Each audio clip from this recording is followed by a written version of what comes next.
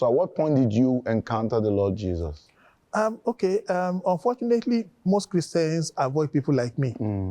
So they just assume that His case is gone. It's just a waste of time. His case is gone. Just a waste of time. What am I going to tell this person? And so I'll call my meeting Christ just the mercy of God. Now, when I crossed over to Part 3 law eventually, I just got hooked on the program of Bishop Alawusa, Sword of Life Ministries at that time. It was on BCOS at that time. A TV station. A TV station in Oyo State. Yeah. So it was a 30-minute program on Sunday evening between 6 and 6:30. Anywhere I was, I would just drive home and then sit down with my black and white TV and watch that program for 30 minutes. At the point of altar call, I would switch off and go out because that wasn't my concern. You just wanted calming suit. Yes, his words was just soothing, just gave hope somehow.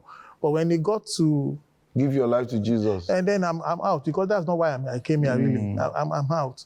So that continued for like almost 6 months or so, every Sunday. And then interestingly, it just occurred to me now, because I lived in the boys' quarters in school. So the other room, my friend that lived in the other room, his mom came one early morning and said that he stole her jewelry and said he's the one that robbed her. And I said, the boy said, I've been in Ife all through. How did I can't come to Lagos to rob it? No, he said, you engineered the robbery. And so the mom shouted and said, if I don't get those things in 2 or 3 weeks, I'm going to ask them to arrest you and all that. So my friend was disturbed. Now, my mom is a praying woman. I'm going out with my mom. I knew some of our pastors. So I knew this Baba, a CAC man that prayed for people and things happened. So I told my friend that let's go and see Baba. So we drove into town and we got to Baba's house. I pointed him to Baba's place. I sat in the car. So when he talks about Baba said, your own will be settled. Where is the guy that brought you?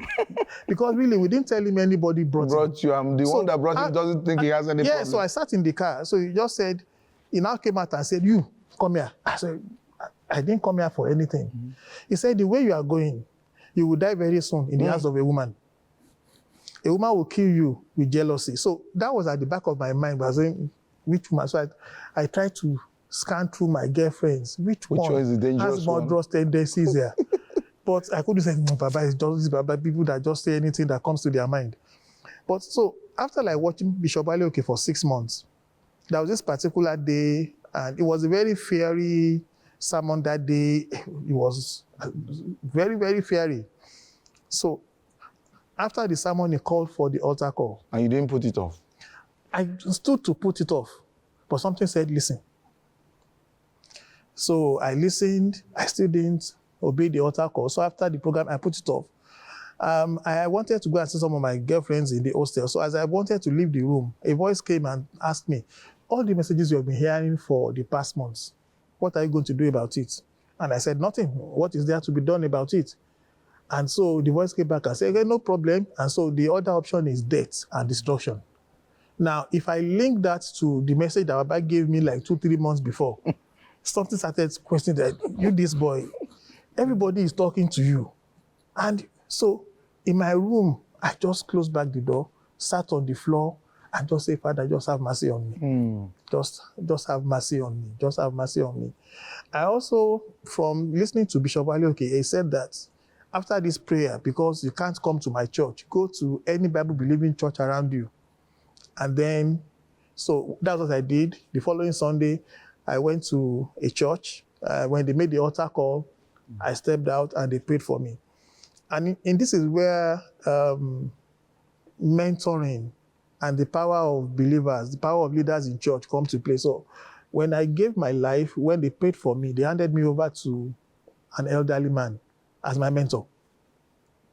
So it took us to, like 3 or 4 of us, took us to, just prayed with us, told us we should come for Sunday school, told us about the service of the church. He now said, you, pointing to me, that be careful, that the things you like will come after you. I didn't understand. But when I got to school the following Monday, all the girls I had chased for almost 1 session that didn't listen to me, they started dropping notes on my car. So I had a beetle in school. So where I parked, I would see notes Where are you? I've been looking for you. I'm missing you. These are girls that didn't even give me the time of day. Where are they? I will see some people when I'm going to the library, and they will say, I just want to say he's looking for you. So I had one friend, and he said, when I told him, he said, this is, Shebi, you said you're going to church. This is God answering prayer. Let me tell you, see all these girls, you will sleep with all of them just once. You won't do twice so that you won't be greedy. Just once, and then you will go back to church. But Baba's words came back to me. What you like will come after you. The Baba that they added me over to a church said, what you like will come after you strongly. That's the temptation. And really, sir, that's what saved me. Is that word, what you like will come after you. That's the only thing that kept ringing in my ears. Because I couldn't understand running after somebody for almost 1 year. And suddenly they are. And then in 1 day, 2 days, this person is looking for you. It's as if, let this temptation bring you back to where you belong. One of my girlfriends laughed when he told me that, I heard you now go to church, and I said yes. And he said, the church did not burn. I said, what do you mean? He said, no, don't worry, we are waiting for you, you are coming back. But 2 months, 4 months, 5 months, 1 year, and then my first started saying that something serious has happened to this gentleman. Because I didn't go back. Basically because of people that surrounded me in church, because of the words I had. And then God just helped me. Like 2 or 3 things happened to me almost immediately. I gave my life to Christ. The first one was being able to see a beautiful woman and walk away. I didn't know it was possible. That you will see a beautiful woman and you won't stop to talk to her, ask for her number, her address. There was no phone in those days anyway. Ask for her room number. Just try to, and you just look at a beautiful woman and say, oh, she's beautiful, and you pass. That was a strange feeling. The second one was in my academics. So because of how I lived my life, I was on the periphery of pass, third class in my... So in passing from part 2 to part 3, I had struggled a bit. It improved, but I was still below 2.2, not even anywhere near 2.2.